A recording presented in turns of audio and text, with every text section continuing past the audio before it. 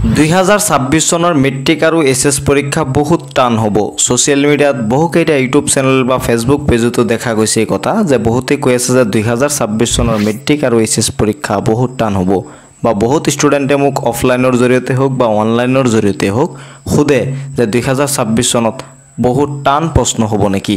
গতিকে আজিৰ এই ভিডিঅ'টোত মই তোমালোকক জনাম আসলতে 2026 চনত কেনেকুৱা ধৰণৰ প্ৰশ্ন তোমালোকৰ কাৰণে আহিব পাৰে। ভিডিঅ'টো খুব দৰকাৰী, সম্পূৰ্ণৰূপে চাবা আৰু এটা সৰু ৰিকুৱেষ্ট কৰিম ভিডিঅ'টো শ্বেয়াৰ কৰি দিবা যাতে সকলোৱে চাব পাৰে আৰু তেওঁলোকে চিন্তামুক্ত থাকিব পাৰে আৰু ষ্টাডিত ফ'কাছ কৰিব পাৰে। গতিকে ভিডিঅ'টো এটা হ'লেও শ্বেয়াৰ কৰিবা যাতে সকলোৱে চাব পাৰে। প্ৰথম কথাটো হ'ল সোশ্যাল মিডিয়াত বহুত তোমালোকে এনেকুৱা ধৰণৰ চেনেল পাবা যি চেনেলত কোৱা হৈ আছে যে 26 চনৰ মেট্ৰিক আৰু এছএছ পৰীক্ষাৰ কুৱেশ্যন পেপাৰ বহুত টান হ'ব। এইটো একেবাৰে মিছা কথা, বহুত টান নহয়।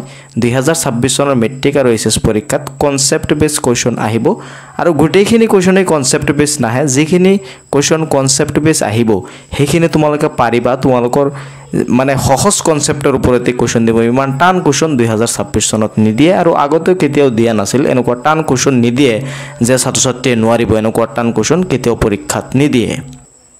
আগতে হৈ যোৱা মেট্ৰিক পৰীক্ষাসমূহত এনেকুৱা ধৰণৰ কোনো কুৱেশ্যন অহা নাই যে কোনেও নোৱাৰে, কোনোবাই নহয় কোনোবাই পাৰে, এনেকুৱা ধৰণৰ কুৱেশ্যনেই আহে। ইয়াৰ পৰা তোমালোকে এটা কথা ধাৰণা কৰিব পাৰিছা যে যিসকলে নেকি কনচেপ্ট ক্লিয়াৰ কৰি ভালকৈ পঢ়ে সেইসকলে সব প্ৰশ্নৰে এনসাৰ কৰিব পাৰে। গতিকে পৰীক্ষাত প্ৰশ্ন টান নহয়, তোমালোকে ভালকৈ পঢ়িলে নিশ্চয় পৰীক্ষাত তোমালোকে ভালকৈ লিখিব পাৰিবা আৰু এটা ভাল মাৰ্কছ তোমালোকে স্ক'ৰ কৰিব পাৰিবা। একেবাৰে টান কুৱেশ্যন পৰীক্ষাত নাহে 2026 চনত। তোমালোকে যিখিনি তোমাৰ ৰুটিন আছে সেই ৰুটিন মতে যদি তোমালোকে পঢ়ি থাকা, তোমালোকৰ ষ্টাডিত ফ'কাছ কৰি থাকা, তোমালোকৰ ক্লাছ পাতি বা ৰাতি তোমালোকৰ নিজৰ ষ্টাডি প্লাছ তোমালোকৰ টিউশ্যন এইখিনি যদি তোমালোকে মেইনটেইন কৰি যাব পাৰা তেনেহ'লে 2026 চনত তোমালোকে এটা ভাল ৰিজাল্ট কৰিব পাৰিবা আৰু ইমান টান কুৱেশ্যন তোমালোকৰ কাৰণে নাহে। কুৱেশ্যন ইজি আহিব বা টান আহিব এইবিলাক ভাবি নাথাকিবা। তোমালোকৰ ফ'কাছ ষ্টাডিত কৰি থাকা, চাবা পৰীক্ষাৰ সময়ত তোমালোকৰ ৰিজাল্ট ভাল হৈ যাব।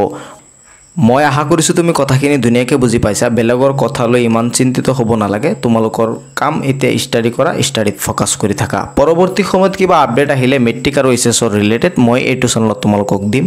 তাৰ বাবে মোৰ এই চেনেলটো ছাবস্ক্ৰাইব কৰি নটিফিকেশ্যন বেলটো অন কৰি দিয়া, ভিডিঅ'টো শ্বেয়াৰ কৰি দিয়া যাতে সকলোৱে চাব পাৰে আৰু এই কথাখিনি তেওঁলোকে জানিব পাৰে যাতে তেওঁলোক চিন্তাৰ পৰা মুক্ত থাকে। গতিকে শ্বেয়াৰ কৰি মোৰ চেনেলটো ছাবস্ক্ৰাইব কৰি ৰাখিবা। লগ পাম পৰৱৰ্তী ভিডিঅ'ত।